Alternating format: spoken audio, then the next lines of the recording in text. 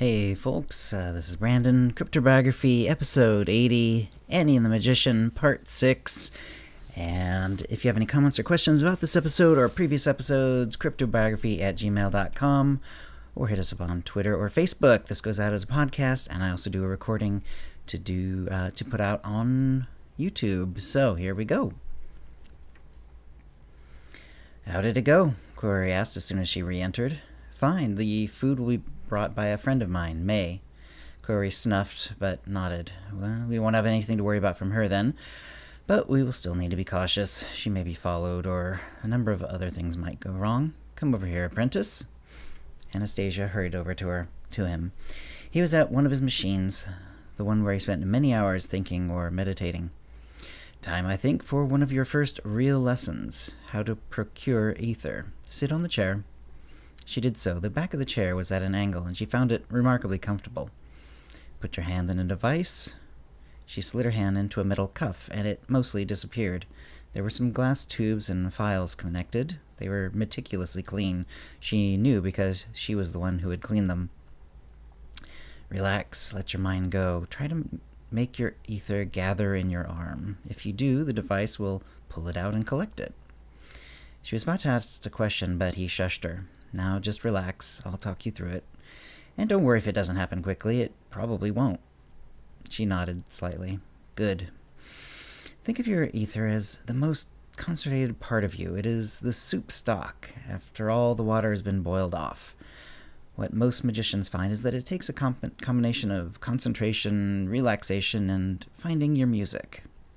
My music? She murmured. Yes, he said. You may have noticed that when I use my ethers, I am generally humming. It helps when applying them, too. It doesn't have to be out loud. The music can be in your mind, in your heart, but sometimes it is easier if you do it aloud. As for the ether gathering, that song I cannot teach you. It will be a tune that comes straight out of you, out of your deepest mind. You can sing or hum it aloud, but most magicians learn to do it silently, lest that song be used against them. A magician's ether is a boon to them, but can be a powerful weapon against them if it falls into an enemy's hands. And it is worse still if they also know your song. I have not sung my song aloud for years and years. No one alive has heard it. That helps keep me safe. How will I know my song? Anastasia asked. You will know. It will come out of you like water from a deep well, like the call of a friend on the cool night air, like a glimmer of your home fires through a deep forest. It may not come today, but we have time, so relax and listen. Anastasia relaxed. She let her mind wander through the castle and its grounds she knew so well, then flying over it. She soon had to use her imagination. She'd never traveled more than half a day from the castle, so she did not know the lands around. She passed by birds in the air and splashed down into a muddy lake, scattering fish in their sparkling schools. She danced with the butterflies at the top of trees and even dove underground, smelling the dirt and feeling the worms wriggling through the soil. She skimmed the marshes and swooped over boulders and small hills. Then she heard it, a sound, not exactly a tune, but musical nonetheless. It came from all of the things she had visited and sang directly to her. Though she had never heard it before, she also felt she would never forget it, or had it always been a part of her. Anastasia, she heard. It was Carreri's voice, but it sounded so close. He could not possibly be near here, so far up in the air, so far from the castle walls. And she awoke. Perhaps that wasn't quite the word. She didn't think she'd really been asleep. Yet she came back to herself, and was again in Quarry's laboratory, on the comfortable chair, leaning back. Well done, Anastasia. Look, Quarry said. He was pointing at one of the files. The small glass now held a small amount, a few drops, really, of a clear but blue-green liquid. And that's my ether? Anastasia asked. I thought it came out clear. It will, eventually, Quarry said, if you wish it to. Ethers of various colors are also useful, but more limited. Ethers of this aqua color will be good for making into healing ethers of various small kinds. An indication, perhaps, that indeed I chose well in picking you as an apprentice when I'm trying to make the greatest healing ether. You seem to have an affinity for it. That's good, Anastasia said. She seemed exhausted. Not tired mentally, but as though she had recently run a great distance and her body had almost given out. Will it take long before my ether comes out clear? Also, that doesn't seem like much. That's all I expected, and more, Query said. He had a smile of fierce pride. It took me weeks and weeks when I was an apprentice. You managed on your very first try. The amount will go up as well. Anastasia smiled. That's excellent. Well, I always feel so tired when I'm done. Query moved to get her a cup of water from their pitcher across the room. Yes, but not so quickly, and after procuring much more ether.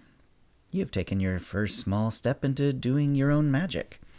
Rest a bit, and later we'll take your raw ether and make something of it. My song, Anastasia said. You hummed some of it, Query said, but I don't think anyone else could hear you. And as you practice, your song will become clearer, and will even change somewhat, though if it's anything like mine, the main thrust of it will remain. Either way, try not to sing or hum it outside the walls of this room. Now stay on the chair. Remove your arm from the device. Drink, he said, putting the cup in her free hand. She drank and felt the cool water not so much go down her throat as suffuse throughout her body. Rest, Query said. I'll take care of things for a while. I remember my first successful ethering. I was as exhausted afterward as if I had contracted a fever. What color was your first ether? Anastasia mumbled.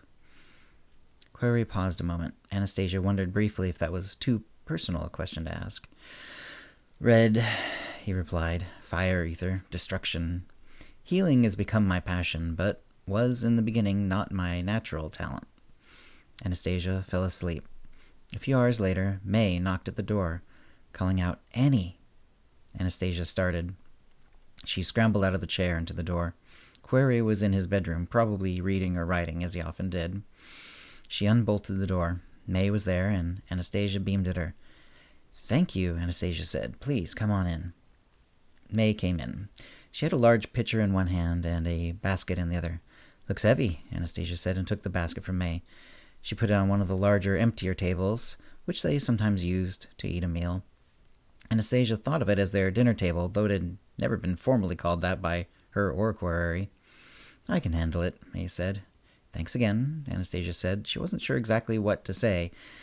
Even after having eaten now in the main dining hall, she wasn't used to having someone serve her. How's the magic coming? May asked. Oh, good, Anastasia said. She knew that Query would not want her giving details. It's hard to do, but I'm making some progress. Good, May said. She fell silent. Would you like to stay a while? Have some food with us? Anastasia offered. Oh, no, May said. I've got to return to the kitchens. Okay, Anastasia said. Keep an eye out. We don't know if there will be trouble, but it's possible someone will find out you're bringing us food and drink and follow you. Will do, May said. She turned for the door. I better go. Bye, Anastasia said. May nodded, back turned, but didn't say anything else. She closed the door, and Anastasia went and threw the bolt back. She didn't want it to be awkward with May, but it had been. So that was May? Query said. Anastasia realized he'd been at the door to his room. She couldn't bring herself to be mad at him, but she did feel embarrassed. She felt like she had vouched for May, and now May had acted like they hadn't been friends forever. Yes, she said. She'll do, Query said. Well done. Let's eat. And that's where we're stopping. Next week is, because it's the holidays, I don't believe I will have enough time to write for that episode, so we're actually going to skip a week for the first time in the history of this show. But we will be back a week from Sunday, so we'll see you in 2 Sundays. If you have any comments or questions about this episode or a previous episode, cryptobiography@gmail.com, or hit us up on Facebook or Twitter. And thanks for listening. We'll catch you next time. Bye-bye.